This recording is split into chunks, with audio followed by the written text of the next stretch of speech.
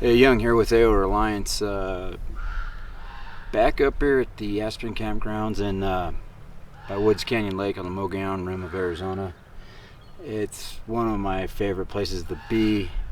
Easy to get my family here without a bunch of griping because it's a manicured campsite. But you know, for full disclosure, I am in a manicured campsite. Turn this around. And there you go.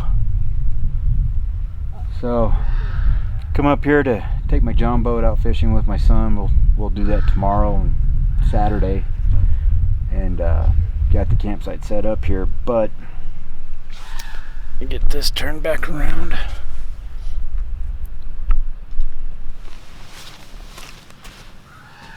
But when I'm up here, even though it's a manicured campsite, I like to try out different kit solutions or different types of kit.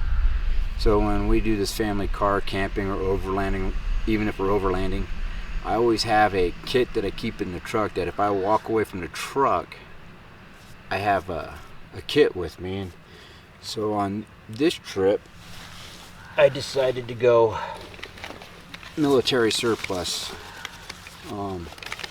This is a Alice style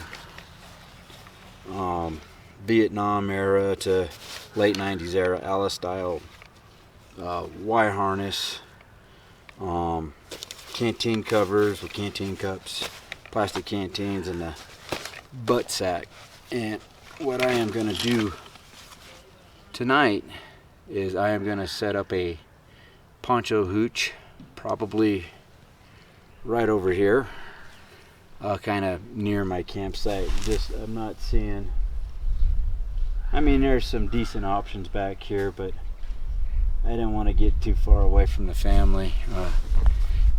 You notice the hammock with the little fly over the top of it. That's for my son, and he's not used to this kind of stuff, so being nearby for his peace of mind too. But with that being said, go through the contents of my gear. This is actually real close to what the military specifies in their literature for what a soldier would carry on combat patrol. And good thing about trying it today too, it looks like we got some weather moving in, so you know, nothing wrong with manicured camping and working on some of your primitive survival skills off to the side. You know, that way everybody in your family's happy. And even with them in their tent and their hammock and all the luxuries we brought with us, they're still out of their element. They're still a little uncomfortable, and that's what I'm trying to condition them in the event that we have to run off. So I use outdoor recreation as a training tool for if we really had to evacuate where we live. But anyways, let's get through this kit. So like I said, it's military surplus, butt pack, pistol belt, Y harness, 2 canteens, 1 canteen cup, and 2 covers. And inside the butt pack,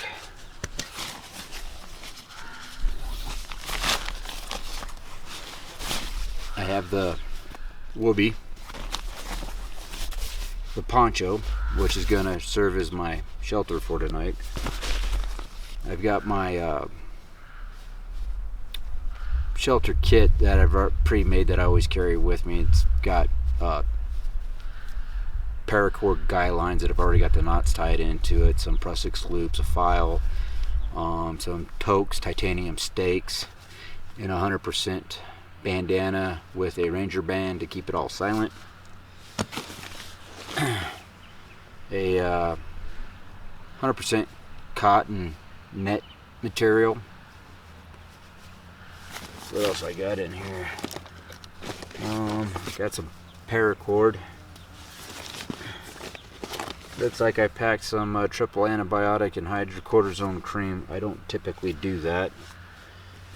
I've got iodine purification tablets, headlamp, a manganese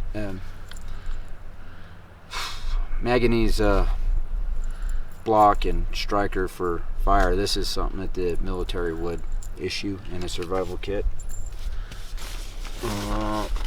Cargo tape, folding saw, hex head bit kit for my multi-tool, and then I've got an MRE Sloppy Joe filling, which I plan on eating tonight, and then garbage bag. Of course, I got my Dawson Knives Huntsman that I managed to attach this shoulder strap with some of my action cam accessories. So I got my full tang knife, and then this is supposed to carry a bandage, but I've got my compass in there. And in my pockets I got my multi-tool, cigarette lighter, another means of starting fire. Fire banned up here this weekend, so I can't build a fire next to my hooch. I got to keep it in the manicured spot. So stay tuned, and I will clip back in when I've got a poncho hooch set up over here. Alright guys, not the poncho hooch I wanted to do. I wanted to do more of a close to the ground plow point configuration, but the stuff that I have available to me in my kit and the lack of good toggles in this forest. This is a ponderosa pine forest that does have a bark beetle problem, and being that we're in a manicured camping spot, this whole area gets policed up of anything that will burn for the fire pits. So I was limited on toggles to make stakes, because the stakes I have in my kit were too big for the grommets. So, but I was able to put this up. This will work in a pinch, in a survival to rescue situation. Get caught out with a storm coming in. It took me I don't know, it took me about 10 minutes to put up once I figured out what I needed to do with the resources I had. And then I took my garbage bag and I filled it with about 2 to 3 inches worth of pine needles to kind of insulate me from the ground tonight. The little mattress I made with what I had in my kit. So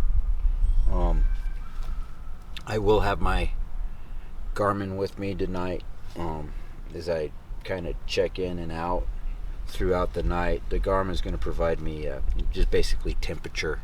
I don't suspect it's going to get very cold. It was 85 today. It'll probably drop down to between 55 and 65 degrees tonight, so I'm not expecting too much trouble as far as hypothermia. So I've got the Whoopee, I've got my mattress. I'll check back in with you guys in a couple hours when I make up that Sloppy Joe. Alright guys, all the sun's going down. Set the camera to low lux. Getting ready to open up my Sloppy Joes here on my first night out here at the Aspen Campgrounds. First night I decided I was gonna work on my little military surplus kit here to see how I liked it, what I would need to switch about it. So far, this 5-star military poncho, it's a military replica made by 5-star. I am not very happy with it because of the grommets, and the ripstop nylon doesn't seem to be as durable as the actual military ponchos. So I mean, it would serve as a good poncho and, you know, emergency shelter in a pinch, but it'd probably be worth your while if you're gonna go this route to get the actual poncho. But I'm gonna get my Sloppy Joe started here, read the directions on the heater, and I'll get back with you in a minute once I get her done, give you a little taste test review. Alright guys, still waiting for the heater to activate on this thing. It's been a few minutes. I went ahead and mixed up the orange drink in the canteen cup here. Give this a try.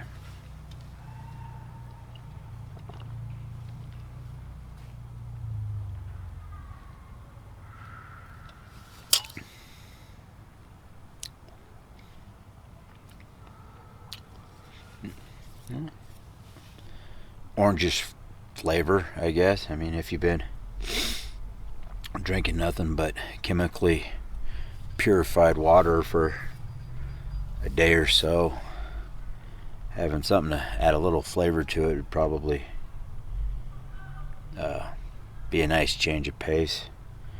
But yeah, Tang is definitely better, that's for sure.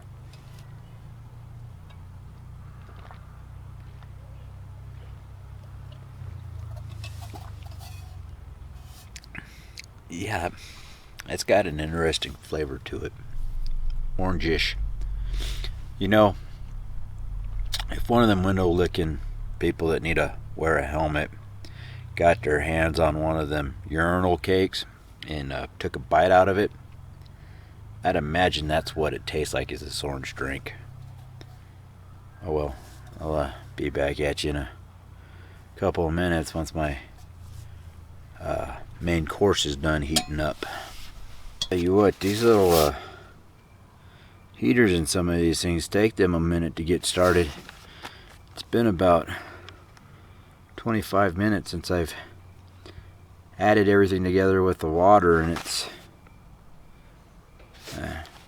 usually these things get really hot, and it's just like, this doesn't feel like it's doing it. So I'm hungry. I'm gonna go ahead and check it out. Damn it. Feels warm. Let's see where my spoon's at here. Thought it had a spoon in here. Uh-oh.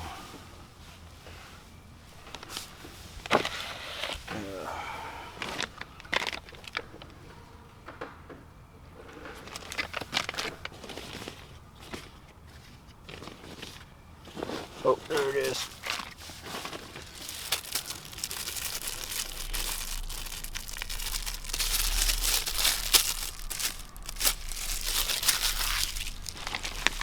What I like about these things is you can throw everything that you eat right back in the package it came out of. No harm, no foul. And I guess if you're in war, in the military, you just fucking leave it where you're at and let the host country pick up after you. I don't know how that... I don't think you guys do that in the military. Not because you don't want to litter, but you don't want to give away your positions you were in. Gee, oh Pete. Well, someday I'll get in here, guys, and so this thing sealed itself shut again. There we go.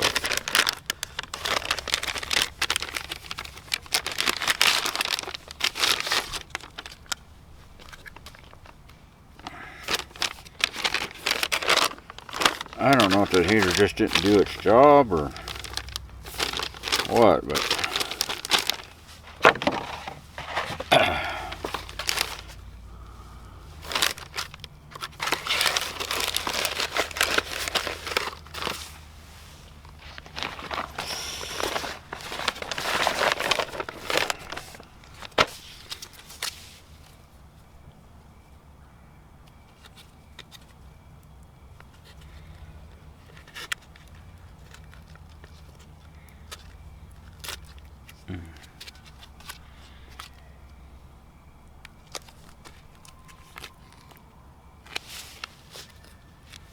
smells good. Looks like dog food.